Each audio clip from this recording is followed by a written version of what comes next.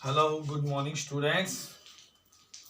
तो आज की इस वीडियो में अपन करने जा रहे हैं प्रतिवेदन। तो प्रतिवेदन को इंग्लिश में आप रिपोर्ट्स बोलते हैं। रिपोर्ट्स तो रिपोर्ट्स किस किस के बारे में लिखी जाती है, सबसे पहले अपन ये देखने से पहले मैं आपको बता दूं कि ये जो रिपोर्ट्स है वो 9th और 10th क्लास में 5 नंबर की आती होती है, जिसमें आंखों देखा हाल या ब्यौरा लिखा जाता है।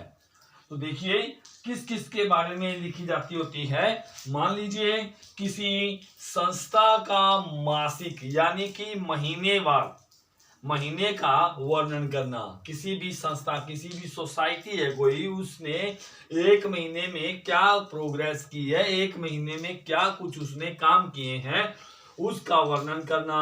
अर्धमासिक यानी कि 15 दिनों का या फिर वार्षिक पूरे के पूरे साल का ब्यौरा देना होता है। इसमें किसी समिति की कार्यवाही यानी कि कोई भी कमेटी है जिसने कोई भी कार्यवाही की है, कोई भी काम किया है, उसके बारे में रिपोर्ट लिखना होता है। विचार गोष्ठी का विवरण यानी कि कोई भी ऐसी मीटिंग हुई है, उस मीटिंग के बारे में ब्यौरा लिखना होता है। या किसी पर्व या आयोजन का विवरण यानी कि कोई भी त्योहार है या कोई भी आपने डे मनाया है या कोई भी कुछ किसी चीज का आयोजन किया है तो उसके बारे में रिपोर्ट लिखना होता है।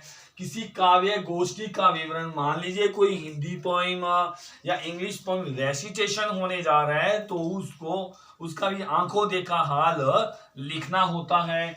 नाटक के मंचन का विवरण करना यानी कि नाटक यानी कि कोई भी आपने प्ले देखा हो, जो नुक्कड़ नाटक बोलते हैं जिसको, या आपके स्कूल कॉलेज में किसी प्रकार का कोई भी विद्यार्थी कोई प्ले कर रहे हैं तो उसके बारे में भी आपने आंखों देखा हाल लिखना होता है।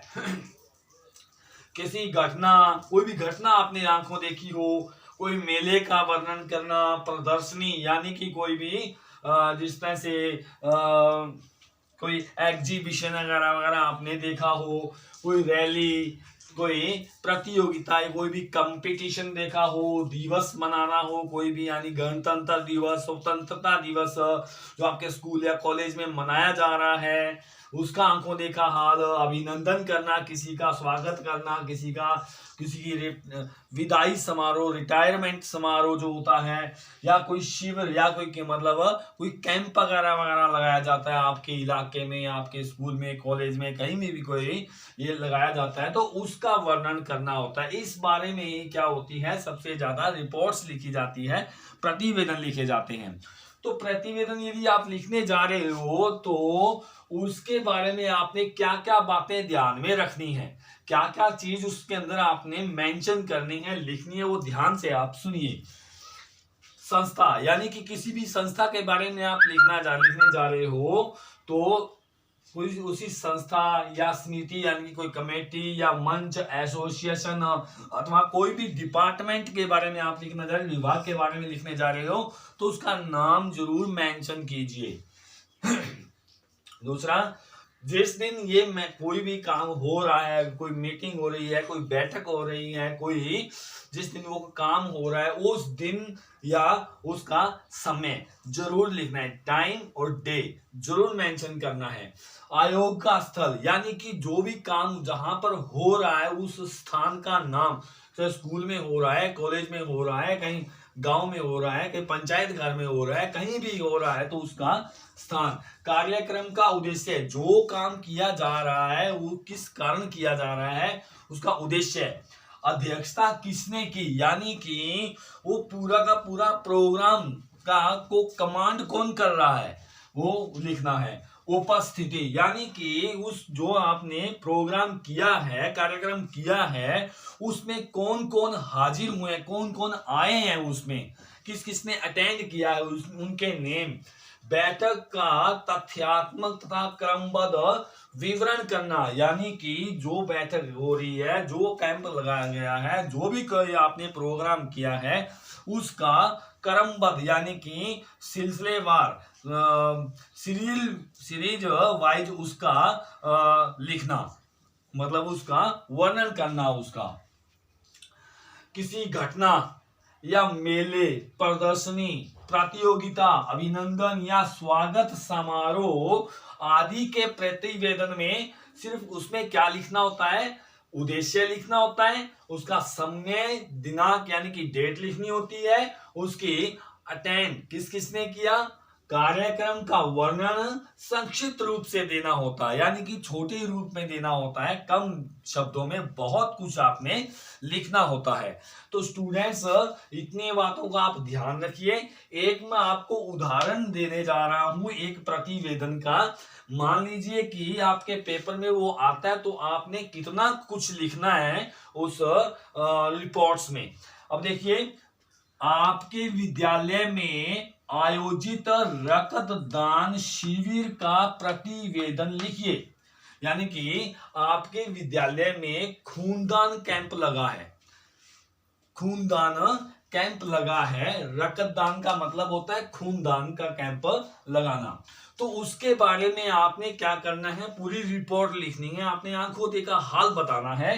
देखिए, तो सबसे पहले आप इसकी हेडिंग दोगे। हेडिंग में क्या है, विद्यालय में रक्तदान शिविर, विद्यालय में रक्तदान शिविर। उसके बाद में आपने मटेरियल स्टार्ट करना है। कैसे, देखिए 14 नवंबर 2020 को भारत के प्रथम प्रधानमंत्री जवाहरलाल नेहरू के जन्म दिवस पर मीरा पब्लिक स्कूल सदुल्लेवाला में तथा रेड क्रॉस सोसाइटी के मिले जुले प्रयास से रक्तदान शिविर का आयोजन किया गया।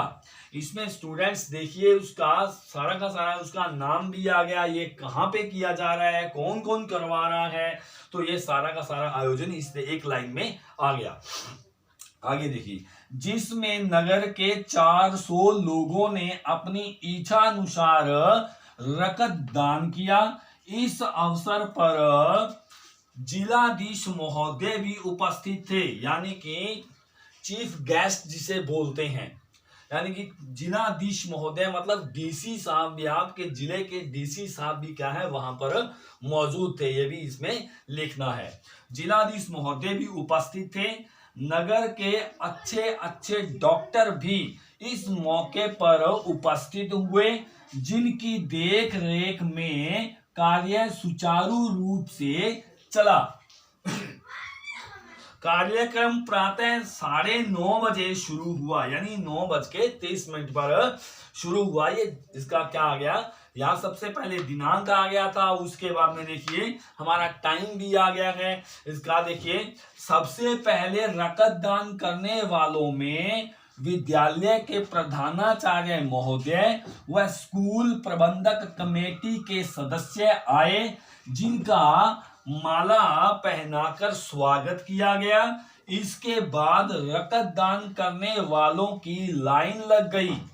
रक्तदान करने वालों के लिए विद्यालय की ओर से जलपान तथा उपहार की व्यवस्था की गई।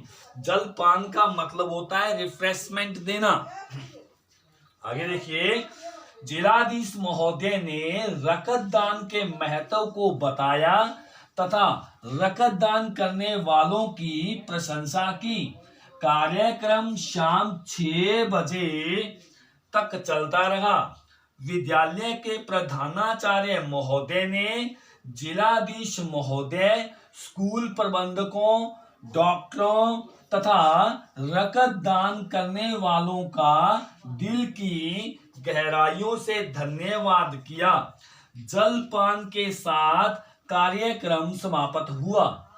तो स्टूडेंट्स, इस तरह से ये आंखों देखा जो हाल था वो पूरा का पूरा इसके अंदर संक्षिप्त शब्दों में हमने, संक्षिप्त वर्णन में हमने इसका वर्णन कर दिया है। तो स्टूडेंट्स, एक दो मैं आपके पास और भेजूंगा जो इसके वो प्रतिवेदन आपने लिखना होगा, बनाना होगा। तो आप इस वीडियो को एक दो बार अच्छे से देखिए और एक दो अपनी तरफ से कुछ ना कुछ ऐसे प्रतिवेदन तैयार कीजिए। धन्यवाद।